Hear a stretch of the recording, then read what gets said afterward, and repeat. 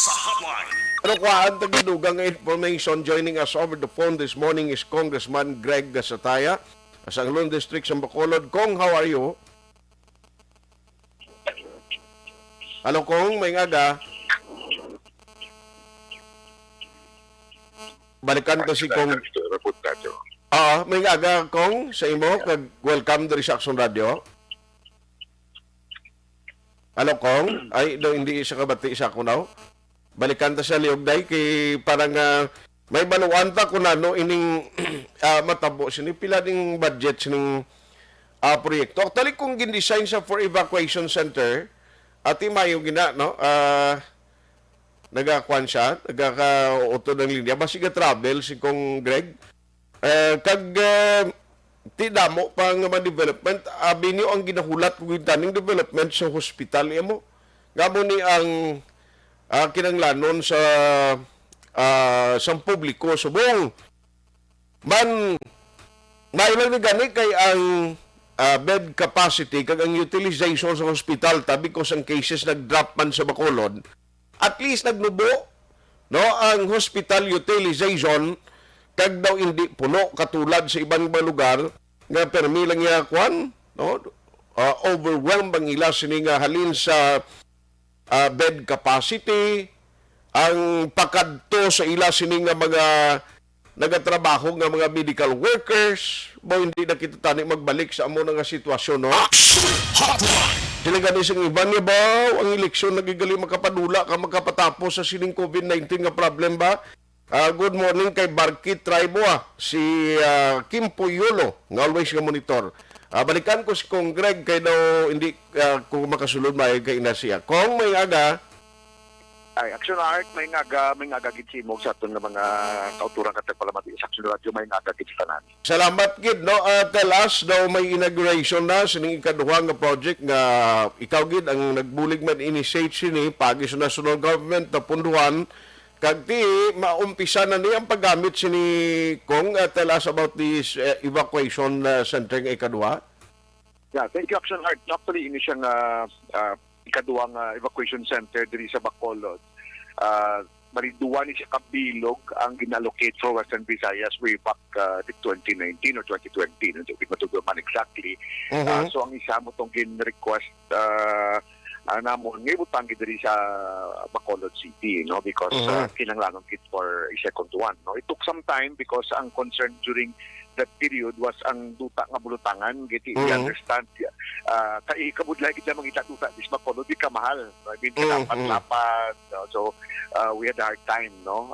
Ang gid-identify at the time was Panago, and then later on muli nagsulod ang Takuling, no, pagiban pa yung mga possible sites, no. So finally suguran ang project sa regional office. Regional nag-implement ni Action Art 2020, last quarter of 2020, and then nahuman siya last year, and kahapon patigayo ng isa ka turnover ceremony coming from the national government. Turnover na siya sa LGU, no, nga LGU na ang magamit, LGU ang ma-utilize kag ang magapadalagan sa sining evacuation center / multipurpose building, Action Art.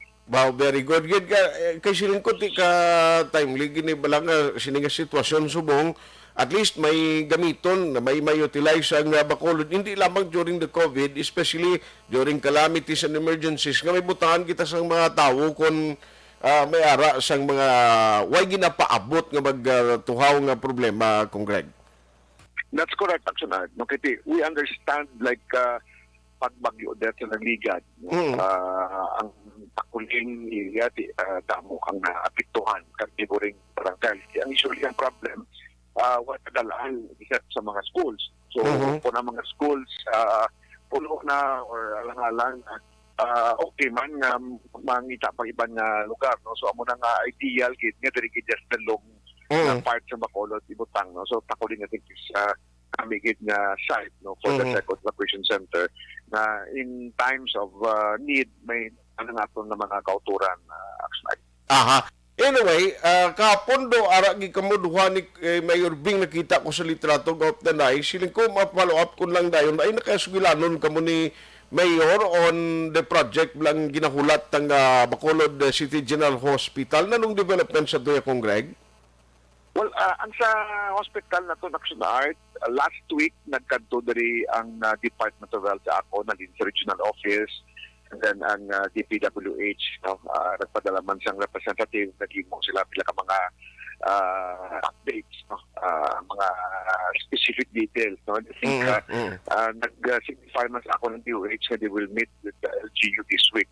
So, kaulat na ko kung anong update coming from them. But kung ako pang tawid sa Dundee election, it's on a time, government process like ang bidding, pag-finalize mga plano, mga technical requirements. But ang ako na paglantaw yung tiyaran na may duta na, may punto naman. So it's only a matter of DPWH and Department of Health implementing. Kaya medyo, ang uniqueness ini is duwa ang funding source. Ang isa, Department of Health, which is 250 million, and then the other one is DPWH na 200 million.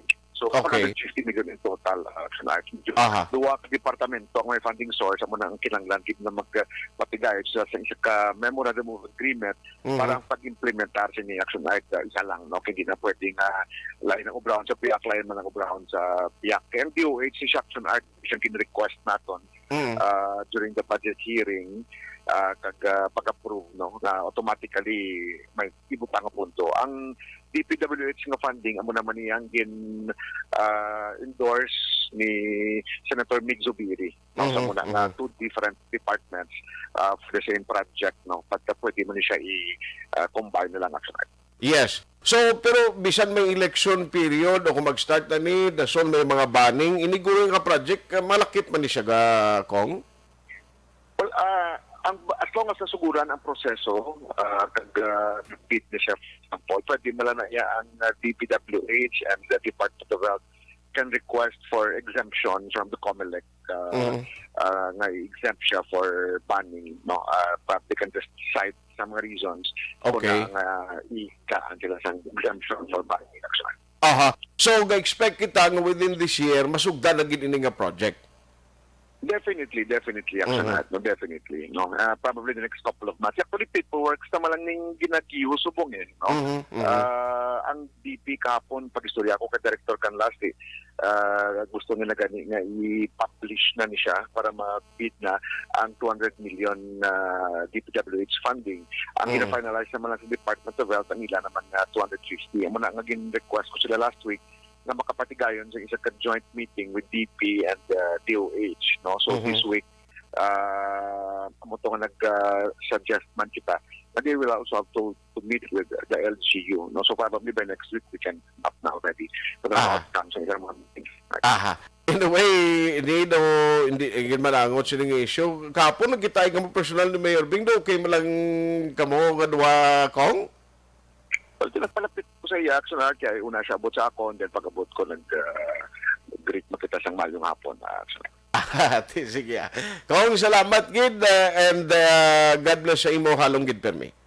Salamat man, Action Art. More power sa inyo. May nakakitapon na makotura ng nakasandaran. Thank you very much. Action! Hot!